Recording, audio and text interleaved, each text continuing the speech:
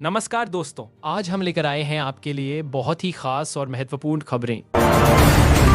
PM Modi की मुख्य सचिव सम्मेलन बैठक। दिल्ली में प्रधानमंत्री नरेंद्र मोदी की अध्यक्षता में 5वां राष्ट्रीय मुख्य सचिव सम्मेलन शुरू हुआ, जिसमें सभी राज्यों व केंद्र शासित प्रदेशों के मुख्य सचिव भाग ले रहे हैं।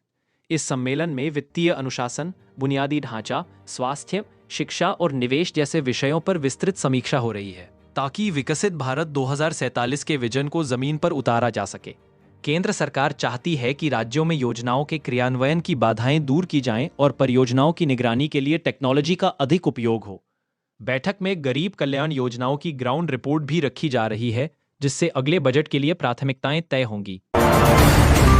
संविधान अब संताली भाषा में भी। केंद्र सरकार ने बड़ा कदम उठाते हुए भारतीय संविधान का आधिकारिक प्रकाशन संताली भाषा में ओल चिकी लिपि में जारी किया है, जिससे झारखंड, ओडिशा और बंगाल के संताली बोलने वाले समुदायों में खुशी की लहर है। गृह मंत्री अमित शाह ने इसे सामाजिक समावेशन की दिशा में ऐतिहासिक फैसला बताया और कहा कि अब आदिवासी समाज अपनी मातृभाषा में संविधान को समझ पाएगा। विशेषज्ञों के अनुसार यह कदम स्थानीय भाषाओं पर संरक्षण और संवैधानिक जागरूकता दोनों को बढ़ाएगा, साथ ही भविष्य में अन्य जनजातीय भाषाओं के लिए भी रास्ता खोलेगा। वीर बाल दिवस और बाल पुरस्कार। देश भर में वीर बाल दिवस के अवसर पर कार्यक्रम आयोजित किए गए, जहां प्रधानमंत्री मोदी ने गुरु गोविंद सिंह के साहिबजादों के बलिदान को याद करते हुए युवाओं से साहस और धर्मनिष्ठा से प्रेरणा लेने की अपील की। राष्ट्रपति द्रौपदी मुर्मू ने इसी अवसर पर प्रधानमंत्री राष्ट्रीय बाल पुरस्कार भी प्रदान किए, जिसमें शिक्षा, विज्ञान, खेल और सामाजिक कार्यों में उत्कृष्ट प्रदर्शन करने वाले बच्चों को सम्मानित किया गया। सरकार का लक्ष्य है कि इन रोल मॉडल बच्चों की कहानियों के माध्यम से देश भर के छात्रों को बड़े सपने देखने और कठिन परिश्रम के लिए प्रेरित किया जाए। जी राम जी योजना से ग्रामीण विकास। केंद्र सरकार ने जी राम जी नाम की नई ग्रामीण विकास योजना को तेजी से आगे बढ़ाने की घोषणा की है, जिसे विकसित भारत के विजन से जोड़ा गया है। इस योजना के तहत गांवों में सड़क, डिजिटल कनेक्टिविटी, स्वच्छता, स्वरोजगार और कौशल विकास पर विशेष जोर दिया जाएगा, ताकि ग्रामीण युवा भी शहरों जैसी सुविधाएं पा सकें। ग्रामीण मंत्रालय का कहना है कि पंचायतों को अधिक अधिकार और फंड दिए जाएंगे, जिससे स्थानीय स्तर पर जरूरत के हिसाब से परियोजनाएं तय हों। राष्ट्रीय आतंकवाद रोधी सम्मेलन। नई दिल्ली में राष्ट्रीय आतंकवाद रोधी सम्मेलन का उद्घाटन गृह मंत्री अमित शाह ने किया। यहां देश भर से खुफिया और पुलिस अधिकारी शामिल हुए। सम्मेलन में सीमा पार से जारी आतंकवाद, साइबर टेरर, ड्रोन के जरिए हथियार तस्करी और कट्टरपंथी ऑनलाइन प्रचार जैसे नए खतरों पर चर्चा हो रही है। गृह मंत्री ने कहा कि केंद्र सरकार आधुनिक तकनीक, बेहतर समन्वय और कड़े कानूनों के जरिए आतंकी नेटवर्क को जड़ से समाप्त करने के लिए प्रतिबद्ध है। आंध्र प्रदेश में सड़क हादसे। आंध्र प्रदेश में 2 अलग अलग सड़क हादसों में 7 लोगों की मौत और 5 से अधिक लोग घायल हो गए, जिससे नए साल के पहले ही राज्य में शोक की लहर है। एक दुर्घटना में बस और लॉरी की आमने सामने टक्कर हुई, जबकि दूसरी घटना में तेज रफ्तार कार पेड़ से जा टकराई। पुलिस के अनुसार प्राथमिक कारण ओवर स्पीड और ड्राइवर की लापरवाही दिख रहा है। घायलों का इलाज नजदीकी अस्पतालों में चल रहा है। सरकार ने मृतकों के परिजनों के लिए मुआवजा घोषित किया और लोगों से यातायात नियमों का सख्ती से पालन करने की अपील की।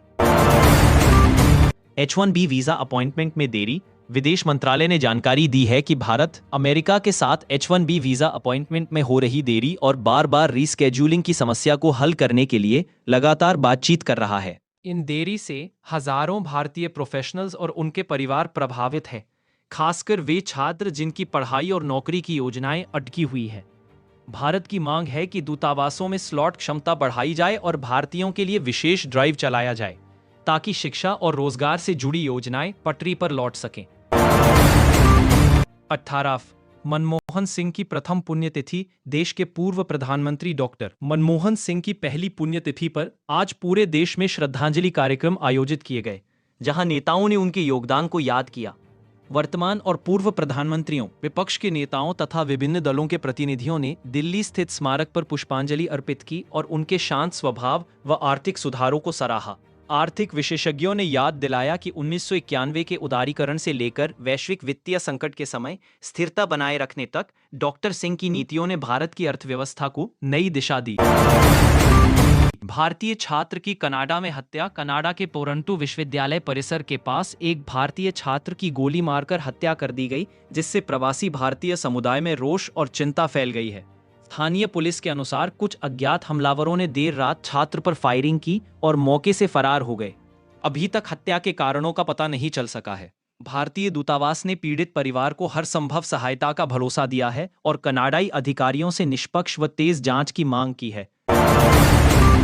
बांग्लादेश में हिंदू युवक की लिंचिंग। बांग्लादेश में एक हिंदू युवक की भीड़ द्वारा पीट कर हत्या कर दी गई। कथित तौर पर उस पर जबरन उगाही के आरोप लगाए गए थे। सोशल मीडिया पर वायरल हुए वीडियो के बाद घटना को सांप्रदायिक रंग मिला और भारत समेत अंतर्राष्ट्रीय मानवाधिकार संगठनों ने इसे अल्पसंख्यकों के खिलाफ हिंसा बताया। बांग्लादेश सरकार ने कुछ आरोपियों की गिरफ्तारी की पुष्टि की है और आश्वासन दिया है कि दोषियों पर कड़ी कार्रवाई होगी, लेकिन विपक्षी दल सरकार पर अल्पसंख्यकों की सुरक्षा में विफल रहने का आरोप लगा रहे हैं। नाइजीरिया में आईएस पर अमेरिकी हमला। अमेरिका ने नाइजीरिया के उत्तर पश्चिमी हिस्से में इस्लामिक स्टेट से जुड़े आतंकियों के खिलाफ हवाई हमला किया, जिसमें कई चरमपंथियों के मारे जाने की सूचना है। अमेरिकी रक्षा विभाग ने इसे अफ्रीका में आतंकवाद के फैलाव को रोकने के लिए आवश्यक कार्रवाई बताया, जबकि कुछ स्थानीय संगठनों ने नागरिक हताहतों की आशंका जताई है। विश्लेषकों का मानना है कि इस हमले से क्षेत्र में आईएस की क्षमता कुछ समय के लिए कमजोर होगी, लेकिन स्थायी समाधान के लिए आर्थिक और राजनीतिक स्थिरता बेहद जरूरी है।